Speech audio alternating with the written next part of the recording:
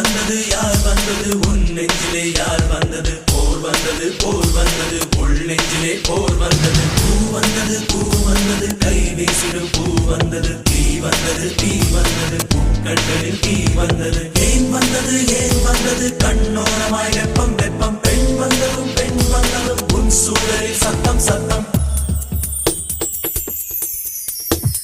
நீ மட்டும் என்றால் உடலோடு உடல் மாற்றம் செய்வேனே.